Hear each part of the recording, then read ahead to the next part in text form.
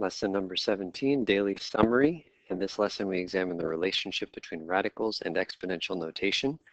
In the previous lesson, we saw this technique for simplifying a radical containing a variable raised to a power. So for cube root of x to the 21st, we force a third power here. We gave ourselves some space. We put parentheses there. We put a blank box right there. And we said, what can I put in this blank box so that when I multiply by this 3, I get the same 21x as I had before, and the answer in this case is already typed here, it's 7. And then after doing all that work, we said, hey, cube root and cube are opposites, they cancel each other, and we're just left with x to the 7th. So we didn't use a shortcut to do these kinds of problems last lesson, but clearly the final power of 7 came from dividing the 21 by the 3, this number divided by this number.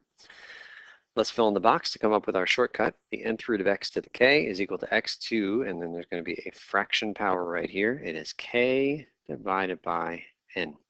Make sure you're clear on that order. This number divided by this number, k divided by n. So there you go. Our very first fractional power, it just means that there's a radical hiding behind the scenes. Any fraction power came from a radical. For example, the 5th root of x to the 8th is really x to the 8 over 5. So in terms of trying to remember where the pieces go when you convert between radical form, which is this side, and exponential form, which is this side. So here's a little mnemonic. Basically, the only way to get this wrong is to flip the thing over, right? Instead of putting 8 over 5, you might accidentally put 5 over 8. So here's our mnemonic. In some video games, there are things called power-ups, things that make your character stronger. And so for radicals with powers in them, like the one that we just did, you put the power up. So take a look at the 5 and the 8. Which one of them is the power? Well, it's the 8. And in terms of the fraction, where did that power go? Where did the 8 go? The 8 went up in the fraction. It went to the numerator. So the power goes up in the fraction.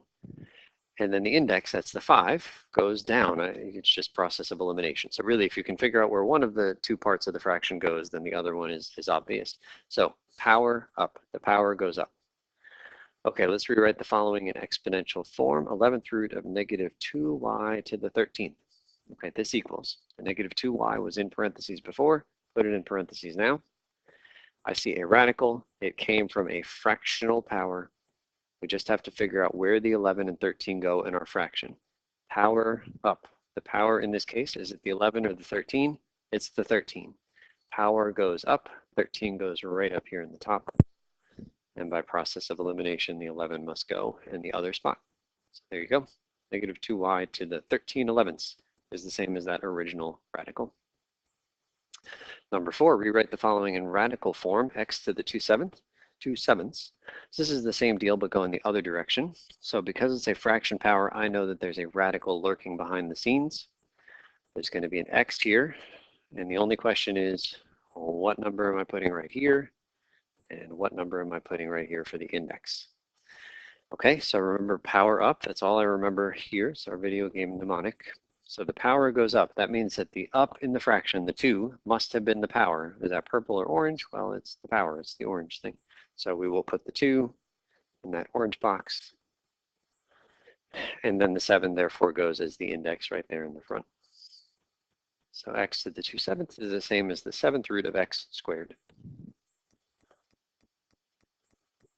5, evaluate the following by first rewriting each in radical form, no calculators. So 64 to the 1/2. Because there's a fraction power, I know it came from a radical of some flavor. 64 goes inside. We just have to figure out where to put the 1 and where to put the 2. Remember, power up, so I'm focusing on the up number in the fraction, that's the 1. Power up, the 1 must have been the power, so that is 64 to the 1st power. And that means the 2 must be the index. And in this particular case, actually neither of those numbers needed to be written down. It was a good idea for us to write them, but then we recognized, oh, the square root, you don't have to actually write the 2. And then any number raised to the 1st power, you don't have to write the 1st, right? You don't have to write that 1. So this is just the square root of 64, which is plain old 8. So what we've just discovered is that the 1/2 power means square root. And this is something that I've gotten a lot of practice with. So as soon as I see a 1/2 power, I know immediately, oh, it's a square root. And if I saw 1/3 power, I would know immediately, oh, that's just a cube root. Okay, let's take a look at part B, -64 to the 1/2. Same deal as part A. Square root, there's a -64 in parentheses, keep it in parentheses. Again, the 1 is on the numerator, that's the up, it's the power, and the 2 is the index. So this is really saying the square root of -64. Okay, so is the answer, I mean, it's not 8 clearly, is the answer -8? Well, if the answer were -8, then I should be able to do -8 times -8 and get -64, but I don't. -8 times -8 is +64. And in fact, there's no way to multiply a real number by itself and get a negative answer. I can't possibly get -64. So for right now, our answer is not real. But some of you may have some experience with the complex numbers, imaginary numbers, i's, and we're going to talk about those together as a class in a few weeks. But for right now, our answer is not real. But once we've covered this larger set of numbers, we will have a different answer for the square root of -64. Okay, part C looks quite similar to part B. Square root, I know there's going to be a 1 and a 2. But the question is, what number goes inside the square root? So 2 there, 1 there. So is it 64 or is it -64? Well, just reading -64 to the 1/2, it sure sounds like it's a -64, but it is not. Remember, exponents have very limited reach and they only affect the thing that they are physically touching. This 1/2 power is only on the 64. That 64 is the only thing inside of the radical. That negative sign is a -1 times, just hanging out in the front of the radical. The only way to give an exponent artificially longer reach is to do what we did here in part B. If I want that 1/2 to reach the negative sign, I need to put the negative in parentheses. This 1/2 does not reach the negative sign. Okay, so this radical is perfectly well defined, perfectly good real number. Square root of 64 is 8, but then there was a negative sign waiting in the front.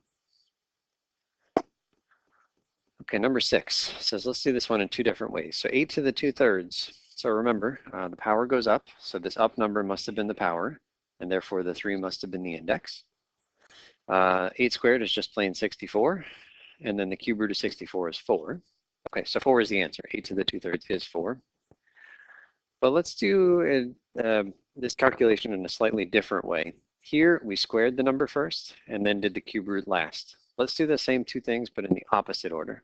Let's do the cube root first and squaring last. And let's just see what happens. So the 3 is still the cube root, the 2 is still the power, but for some reason I've decided to do it last as opposed to putting it right inside the radical. Okay, how much is the cube root of 8? Well, that's just plain old 2. And then this squared is copied. And how much is 2 squared? It's 4. And lo and behold, the right answer was 4. And we got 4 doing things in the opposite order. And it turns out you can do this anytime. You can do the power first and then the radical last, or the other order, radical first, power last. And if you don't have a calculator with you, for sure, all day, every day, you want to do the radical first. Let's take a look at an example for why we're doing the power first. The radical first. Okay, 16 to the -3/4. This one is typed up right up above, but we're just going to do this from scratch here. There's space right down here for us to do the work, so ignore the solution typed out right up above. So -3/4, I feel like there's a radical because that's a fraction exponent, but before I go to radical land, I'm going to deal with the negative part of this exponent. Negative exponent means move, so I'm going to write myself a fraction. 16 to the -3/4, where does it move to? It moves downstairs, and at the moment you move it downstairs, you make it a positive exponent, so that is now +3/4. There's nothing left on the top, but I need to introduce a placeholder. That placeholder is 1. Now that I've got a positive exponent, I'm ready to go to radical land. So got my radical symbol. I got a 16 here. Okay, 3/4 power up. So the power is the 3. That's the up part. So I'm going to put a 3 there, but don't copy this part just yet. 3 here, and therefore the 4 is the index, goes right there. So this is correct, 1 over the 4th root of 16 cubed. But without a calculator in your hands, actually doing this calculation is annoying. You have to do 16 to the 3rd power. You can check on your reference sheet. Sadly for you, it's not there. And then even after you do like the long multiplication to do 16 times 16 times 16, you'd still have to find the 4th root of that really big number. And again, it might not even be in your chart. So it's totally correct what we've got here, but not friendly to us without a calculator in our hands. So instead, we'll do this. Put the 4 there, put the whole thing in parentheses, put the 3 there. Same spot, same location. But in this case, the order is different, and this is a much friendlier order for us. So this says do the 4th root first, 4th root of 16. That's a nice number. You can check your chart if you want to, but it's just plain 2. And the cubed is sitting here waiting until the end. So 1 over 8 is our final answer. So again, if you have a numerical calculation to do, for sure you want to do the radical first, put the power on the outside of those parentheses, just like we did in orange. Okay, and then one last example on the next page, starting with this problem here. 35x to the negative 1/2 divided by 20x to the 3rd, all to the negative 2. I actually got 2 different ways to tackle this one. There might be more. We're only going to look at method 1, but I'll point out a lot of what we're going to do here is copy almost everything and then make one small change. So let's give it a shot. All right, one technique. For sure, the 35 and the 20 you want to reduce. So 5 goes into both of them. 7/4 is what's left over. I'm not so great with negative exponents, so if I see a negative exponent, I'm tempted right away to make it positive. In this case, you make that positive by moving the x to the negative 1/2 downstairs. So it's x to the 1/2 when we move it downstairs. Next up, I see 2 x's multiplied together right next to each other. That's one of our 5 properties. This is one where we add the powers together. So we should get x to the 3.5, but I like mixed numbers over, I like improper fractions over mixed numbers. So instead of writing 3.5, I'll write 7/2, still downstairs. Okay, we have gone as far as we can in terms of simplifying the fraction that was inside. This fraction that's in here is now simplified as much as possible. And now we need to start dealing with this negative 2 power on the outside. So again, it's one of our 5 properties. I'll tell you the format. This is a fraction in parentheses with a power outside. That's one of our 5 properties. It's the 5th one. It's our pseudo distributive property. And that property says that you take the thing on top and you give it the negative 2 power, and you take the thing on the bottom, the whole thing on the bottom, even though it's 2 factors, put it in parentheses as well, and give it the power of negative 2. Okay, the bottom, there's still work to do. Let's just copy the top here. Okay, the thing on the bottom, here's the form. It's one of our 5 properties. It is 4 times x to the 7/2 to a power. So we're looking for 2 things multiplied inside parentheses with a power outside. That's property 4. Again, it's a pseudo distributive property. That negative 2 goes on both factors. So the 4 gets parentheses, the x to the 7/2 gets parentheses, and they both get the negative 2. Again, lots of copying. One small change is all that we're doing from one step to the next. Okay, let's copy this one and this one. And there they are. This one has a little bit of work to do left. This is x to a power to a power. Again, that's one of our 5 properties. This is property 3, where we multiply those powers. You could do it on the side if you want to, because there's fractions involved. But if you do 7/2 times negative 2, you will get negative 7. So that is right there. Okay, near the end. Now these guys are individually cleaned up as far as possible. All these negative exponents indicate move. So the 7 goes downstairs and becomes 7 to the positive 2. 4 comes up here. X comes up here. And then the last piece is to just do the numerical parts. So 4 squared becomes 16. 7 squared becomes 49. X to the 7th is right there. Okay, as I said, the moral of the story is that a lot of algebra involves taking one small step towards the solution and copying everything else.